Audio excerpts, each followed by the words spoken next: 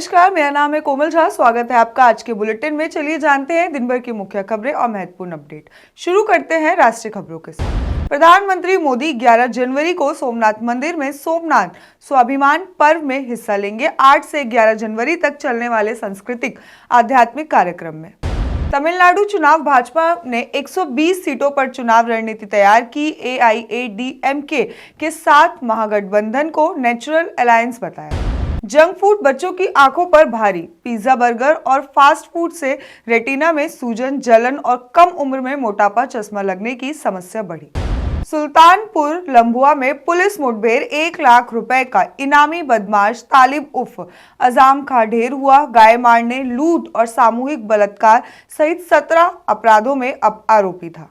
दिल्ली दंगों का मामला। सुप्रीम कोर्ट ने उमर खालिद और सरजील इमाम की जमानत याचिका खारिज की और अन्य 5 आरोपियों को कड़ी शर्तों के साथ जमानत दी। महाराष्ट्र के वासिम में चाइनीज मांझे से बाइक सवार गंभीर रूप से घायल हो गया। खुलेआम बिक्री करने वाले दुकानदारों को पुलिस ने नोटिस जारी किया। चलिए जानते हैं अब हरियाणा की कुछ खास खबरों के बारे में। हरियाणा पुलिस भर्ती ठगी। हरियाणा में राजपाल राणा के बेटे को सब इंस्पेक्टर बनाने का झांसा देकर जयपुर भेजा गया, लेकिन ट्रेनिंग नहीं हुई। जांच में पता चला कि यह ठगी उनके रिश्तेदार बारूराम और उनके पोते की पत्नी ने की थी। थाने में एफआईआर दर्ज की गई, अभी गिरफ्तारी नहीं हुई। देश की पहली हाइड्रोजन ट्रेन जिंद सोनीपत यात्रा सिर्फ 25 रुपए में 1 घंटे का सफर। भारत की पहली हाइड्रोजन ट्रेन जिंद से सोनीपत के बीच 26 जनवरी को दौड़ सकती है। यह ट्रेन केवल 1 घंटे में सफर तय करेगी। पर्यावरण के अनुकूल है। इसे चेन्नई में इंटीग्रल कोच फैक्ट्री में तैयार किया गया है। ये 2500 यात्रियों को लेकर चल सकती है और डीजल की तुलना में कम ईंधन में लंबा सफर तय करती है। यमुनानगर धान घोटाला। किसान यूनियन ने अधिकारियों के खिलाफ कार्रवाई की मांग की। यमुनानगर में 100 करोड़ रुपए के धान घोटाले को लेकर किसान यूनियन का प्रदर्शन, जिसमें कि फर्जी गेट पास और फर्जी खरीद का मामला सामने आया। एक गिरफ्तारी हुई, लेकिन अधिकारियों के खिलाफ कोई कार्रवाई नहीं की गई। भारतीय किसान यूनियन लगातार जवाबदेही की मांग कर रहे हैं।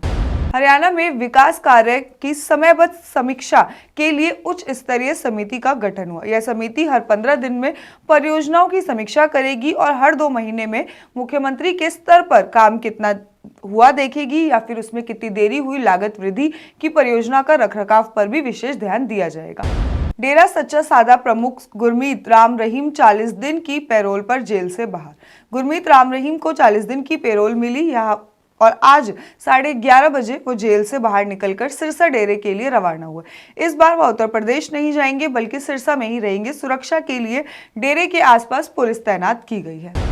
फरीदाबाद डी गांव में बड़ी खबर। ग्राम पंचायत चुनाव को लेकर पुरानी रंजिश खूनी झगड़े में बदल गई। दोनों पक्षों के बीच फायरिंग हुई, जिसमें कि योगेंद्र यादव और जग्गी घायल हो गए। घायलों को इलाज के लिए अस्पताल ले जाया गया और पुलिस ने मामले की जांच शुरू कर दी है और सभी आरोपियों के खिलाफ सख्त कार्रवाई का भरोसा दिलाया।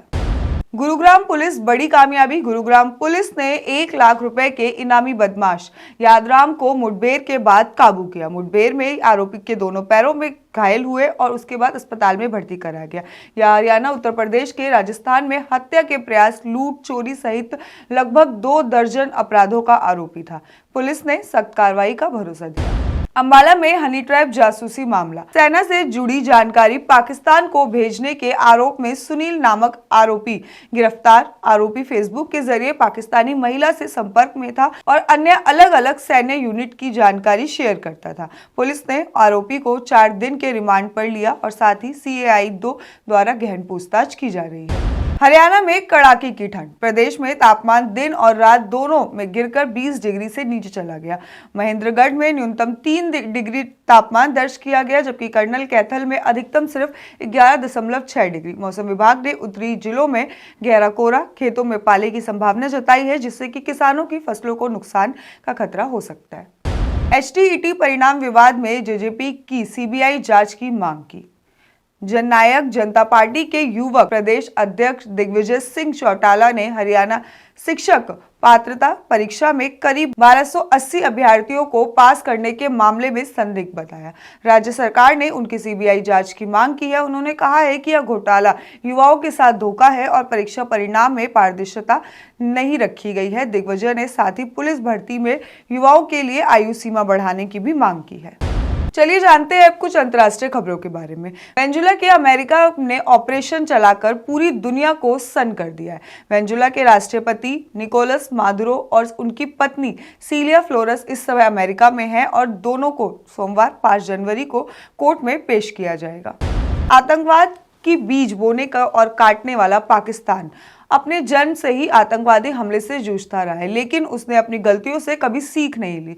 पाकिस्तान में साल 2025 में 34% से अधिक आतंकी हमले हुए थे और अभी भी पाकिस्तान अखबार डोंट की रिपोर्ट के अनुसार सुरक्षा अधिकारियों ने सोमवार यानी कि 5 जनवरी को कहा कि उन्होंने एक बड़ी आतंकी साजिश को टाल दिया, क्योंकि कराची में रईस कोत में एक ऑपरेशन में 4 टन से अधिक विस्फोट बरामद किए गए।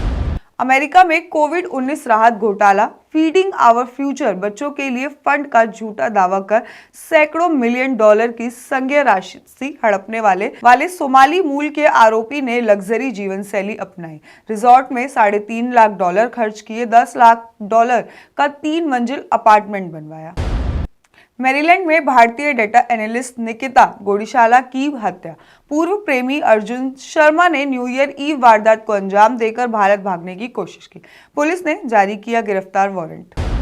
आज के लिए इतना ही। बाकी के अपडेट्स के लिए देखते रहिए देश रोजाना। धन्यवाद। सब्सक्राइब करें देश रोजाना के YouTube चैनल को और नई वीडियो की नोटिफिकेशन पाने के लिए बेल आइकन जरूर दबाएं। अगर आप ये वीडियो Facebook या Instagram पर देख रहे हैं तो पेज को लाइक और फॉलो जरूर करें और ज्यादा से ज्यादा शेयर करें।